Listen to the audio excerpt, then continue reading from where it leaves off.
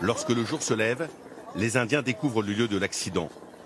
Les wagons de 3 trains enchevêtrés, certains à la verticale, d'autres couchés sur le flanc, comme si une explosion avait dévasté le site.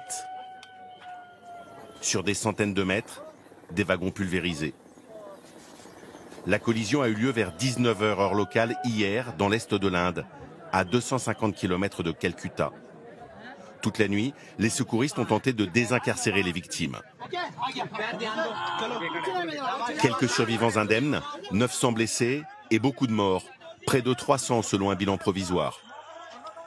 Les corps sont alignés sous des linceuls blancs le long des voies.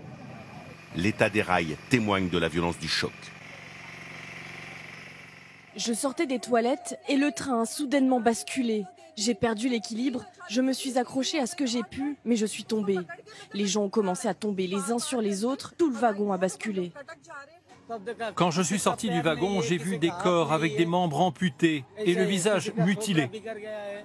Tout aurait commencé avec le déraillement d'un train de passagers se dirigeant vers Calcutta.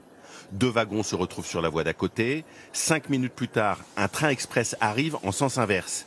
Il percute les wagons, 17 voitures déraillent, certaines sont projetées sur un train de marchandises qui stationne là. Des dizaines de secouristes et de militaires, parfois avec des chiens, viennent en renfort pour tenter de retrouver des rescapés. Dans les hôpitaux, les médecins sont débordés, certains patients attendent à même le sol. Les couloirs sont pris d'assaut par des familles qui recherchent leurs proches. Depuis le début du siècle, c'est déjà le 13e accident de train qui fait plus de 50 morts en Inde.